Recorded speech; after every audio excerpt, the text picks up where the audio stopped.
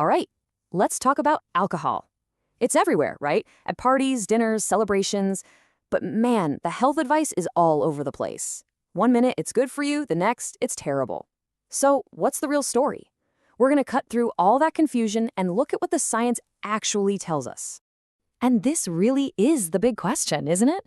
Is alcohol a health benefit or is it a serious risk? I mean, you've heard it all. A glass of red wine is great for your heart. Then you turn around and see a headline that says any amount is bad. So which is it? A little bit of a health tonic? Or is it poison from the very first sip? Let's dig in and unpack the evidence. Okay, so for a long time, the main argument in favor of a little bit of drinking was this idea called the J-curve. You may have heard of it. It's a theory that basically says, when you look at health risks, drinking a small amount is actually better for you than drinking nothing at all. And here's what that looks like. This chart is the J-curve in a nutshell. That vertical line, that's your risk of death from, well, anything. Now look at the people who don't drink at all, the abstainers. Their risk is here. But then look at the moderate drinkers. See that? Their risk actually drops. That little dip is the bottom of the J. Of course, as you get into heavy drinking, that risk just shoots through the roof.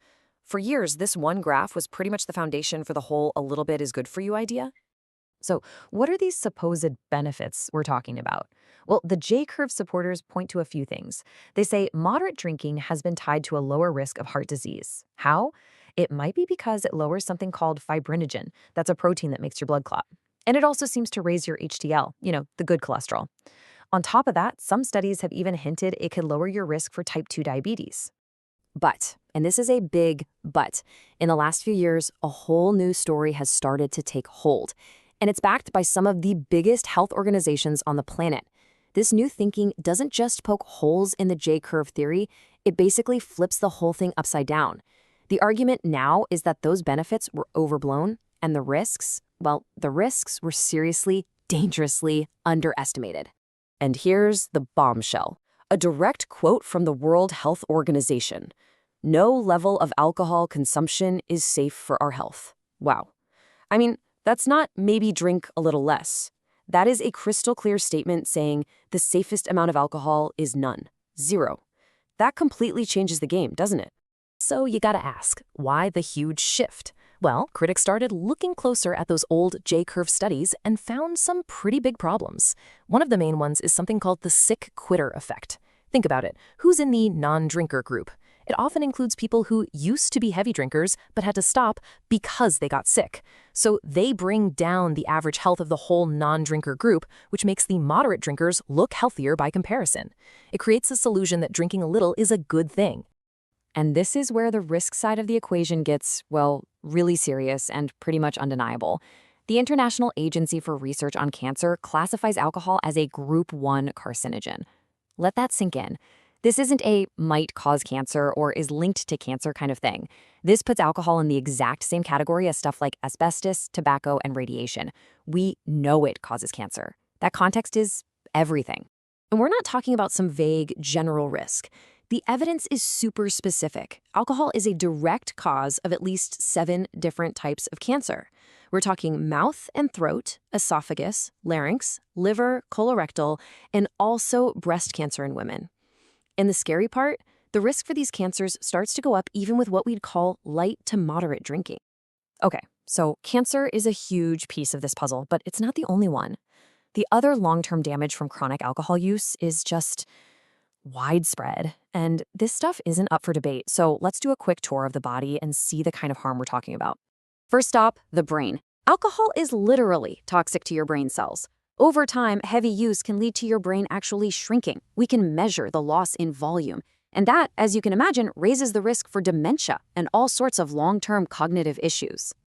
Next up, the liver. This one's no surprise, right? The liver is your body's main filter for alcohol, and long-term use can set off this really dangerous chain reaction.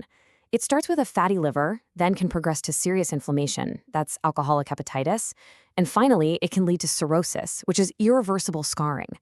At that point, the damage is done. Now, what about the heart? Remember we talked about those potential benefits? Well, the harms are definite. Heavy drinking is a known cause of high blood pressure and irregular heartbeats. And it can also lead to a condition called alcoholic cardiomyopathy. That's where the heart muscle gets weak and just can't pump blood the way it's supposed to. And it doesn't even stop there. Alcohol is an irritant to your whole digestive system.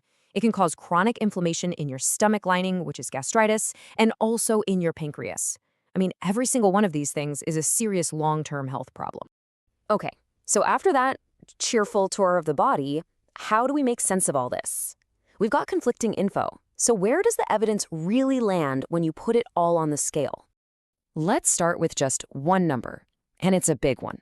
According to the WHO, the harmful use of alcohol is responsible for 3 million deaths every single year. That's more than 5% of all deaths globally. And get this, that's a net number. It already takes into account any of those supposed lives saved from heart disease. This chart really puts it all into perspective. Look at heart disease. You've got a debated potential benefit on one side and established harm on the other. But then look at cancer, brain health, and liver health. The benefit column is empty, 0. It's all just clear, undeniable harm. When you see it laid out like this, the imbalance in the evidence is just stark. So here's the real takeaway. On one side of the scale, you have these small, highly debated, pretty uncertain potential benefits. And on the other side, you have severe, certain, and incredibly well-documented risks. The evidence for the harm, especially when it comes to cancer, is just in a totally different league than the evidence for any benefit. Look, at the end of the day, this isn't about telling you what to do. It's about laying out the science as clearly as possible. So the real question we're left with is a personal one, for you. Now that you know the risks are for real and the benefits are, well, maybe not so real, how do you weigh those choices for yourself?